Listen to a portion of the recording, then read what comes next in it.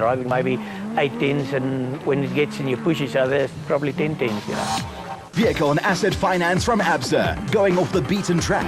Vehicle and Asset Finance from ABSA, overcoming all obstacles.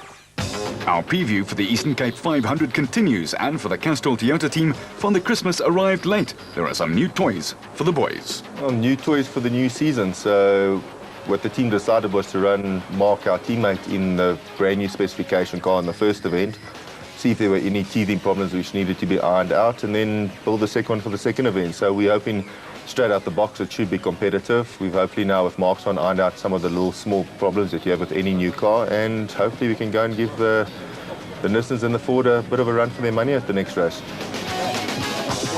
The standard has exponentially risen in the last 5 seasons, and all the works teams are now very competitive. What do you ascribe that to?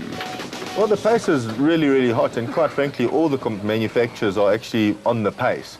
The difference now between sort of first and in Class SP, first and 10th, is 30 seconds a minute. So we're spending all our time now trying to find those half a seconds. It's not a simple thing where you'll find a big improvement in one race. You've now got to look at things like overall design of the vehicle, suspension layout, and particularly we spend a lot of time is on weight and weight distribution, and also trying to get the car a little bit stiffer, because the stiffer your structure is, the better the suspension can work. So small improvements, you know, it's not going to be dramatically faster, but small improvements, and that's what we're looking for, a 10th of a second here, a 10th of a second there. Houghton has good memories of the route in Port Elizabeth. Been rallying there for many years, so quite looking forward to it, in fact. You know, we haven't been down that part of the world for many, many years with off-road vehicles.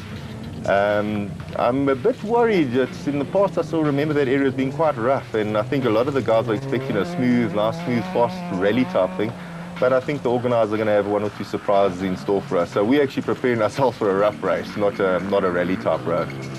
And what's the difference for him between off-roading and rallying? People often ask me that question, you know, and it's very difficult to say what is the difference between rallying and off-road, and people ask you which do you prefer and things like that. And you know, the way I've always explained it is sort of a difference between soccer and rugby.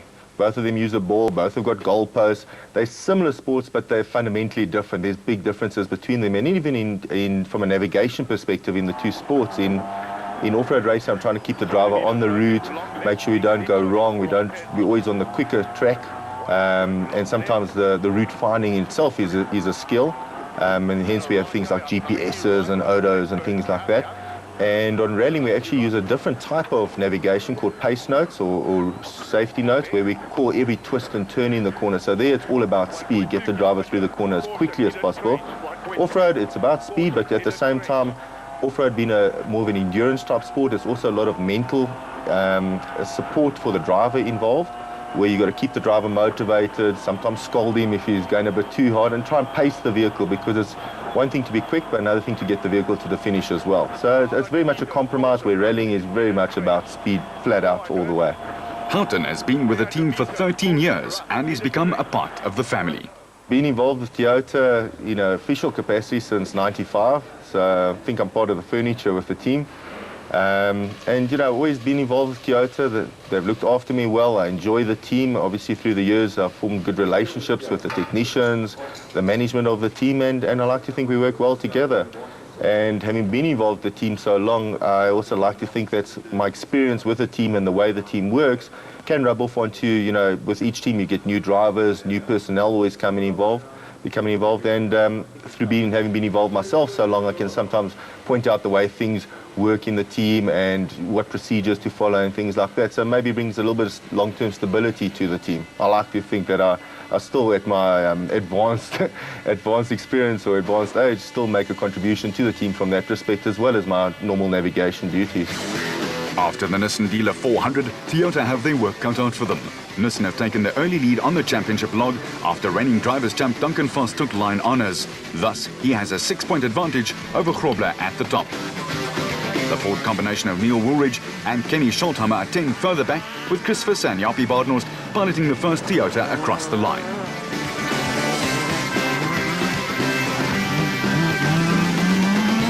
In the special vehicle class, the burnt-out wreck of Evan Hutchison and Achim Bergman's motorized bat is a stark reminder that motorsport can turn ugly quite quickly. The current champion takes a philosophical view. Yeah, unfortunately, after 4 years of good, clean running and no major accidents, it looked like it was our time, you know. Unfortunately, we were running sort of flat out through the field, and we came across an unmarked donga. We were going too fast to try and stop or turn around it, so we had to hit it. That threw the car up into the air, and we rolled a few times. Came to rest on our side, and unfortunately the same problem happened with Naheem Musaji. He was just behind us, he hit it and he rolled and crashed into us. Unfortunately he crashed into the motor because the car was lying on the side and broke the whole intake manifold, everything, which caused the car to catch a light. And anyway, we managed to get out of the car. My navigator was a little bit sort of unconscious and dazed, and he wasn't getting out, so I managed to drag him out. But by the time I'd sorted all that out, the car was too far gone to try and put the fire out. We tried for quite a while, but to no avail. So that was one car burnt to the ground, unfortunately. So that I thought could have been the end of my racing year. Fortunately, Motor Rights have stuck with us through thick and thin and said to us not to worry, we're going to carry on. So we've got the second vehicle, which Alfie Cox raced last year, and Brandon raced that in that last race. Unfortunately, he blew the motor, so we're having to rebuild the motor and go through quite a bit of the car to get it sorted out for the next event. Luckily for me that there was another car that we could carry on racing. So we're in the process of sorting that out now. We need to get up and running again and still take this championship. I think we still have a very good chance of taking the championship because all the top contenders fell out in that first event, so we're sort of still on a level par. It's just the basics of running through another car and setting it up for my own personal style. Obviously, Alfie had slightly different settings on certain things, and I'm just trying to fine-tune the car to our own style at the moment. Now that he's had a serious accident, how does he feel about the safety factor? How well are the safety cells really built? The fact that I'm standing here is testament to the fact that we really build these things as strong as they need to be and possibly stronger. You know, we had a massive accident. Our first impact was on the roof. We landed on the roof of the car and then rolled again, and with a second accident. And the actual structure of the safety cell that we sit in is basically perfect. You know, we were both fine inside. Obviously, Achim had bumped his head somewhere, but we were both very safe. You know, the fact that there was a fire, you can only really expect a car to be safe for one accident. The fact that we had one and then got hit again, there's nothing you could really do about that. But I think I owe you know, as much as Achim says I saved his life, I think he saved our life in building this car the way he did. There's no shortcuts taken in building of these cars. There's no money saved in building these cars. And we're not the only ones. There have been some other major accidents with these cars rolling down hills and having major high-speed accidents. And we were fine. You know, if it wasn't for the fire, the car would have been repaired and we would have carried on. I think, you know, there were some melted bits and pieces that are on my helmet. We're not too sure where it came from. But our suits, neither of us were burnt at all. The suits we wear are fireproof, so there were no problems there. The helmets we wear are fireproof, and the bib that we wear around the bottom was fireproof. So neither of us had any marks or any real injuries from the accident. And if you had seen the accident or you were anywhere near it, you would have realized that it was absolutely a miracle that we were. But yeah, testament to the guys that are building the cars. I think to Achim and Bat Racing, this car's stood up to those types of accidents. So we feel pretty safe in it. Will they build another Spec 3 Bat? We're not going to build another car. We built the 2 Spec 3s initially, which we campaigned last year. One's gone. We've got some other plans for the future. So we're going to carry on running this one Spec 3 that we left with. Alfie, as you know, is running in his SP. So Brandon is building himself the new Spec 4, which he'll have up and running for the next event. So those are the cars that we'll concentrate on through the course of the year. We won't build another Spec 3, but we do have some other plans for something else going forward in the future. How fast were they going at the time of the accident? We've been asked this question. Obviously, it's come up now since this accident, in that it was a sort of a high-speed accident. We don't know exactly how fast we were going. We were fifth gear, but we weren't flat out, so we guess it was between 165 and 175, somewhere around there.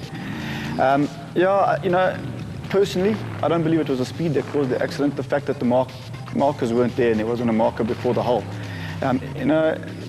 We do get to some high speeds. That's normally for a very short period of time. But the speeds between our off-road, the specials and the SPs are still quite similar.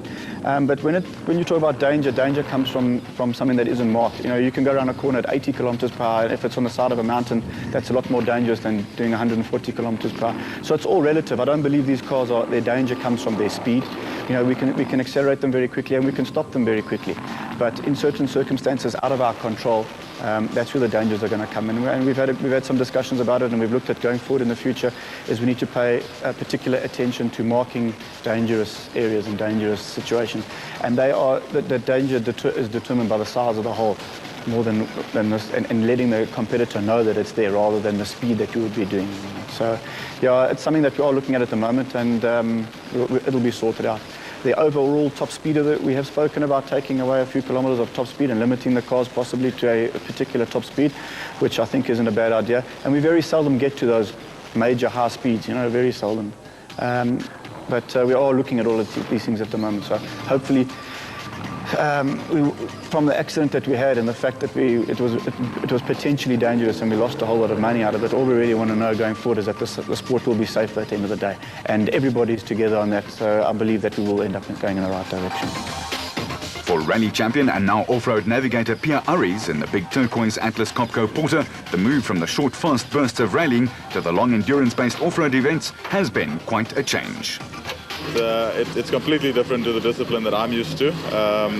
It's a different vehicle, a different way of navigating, so there's quite a lot to get used to.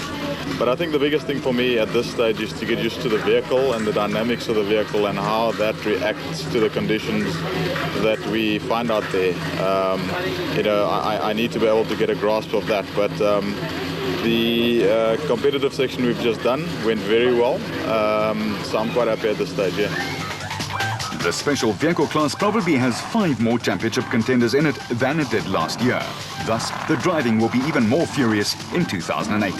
The championship log after the travails at Darling makes very interesting reading, and former champion Terence Marsh with co-driver Pieter Groenewald heads the log, courtesy of their 34-second win over second-place Peter Ruthven and Deval Boshoff in their Rubicon Bat.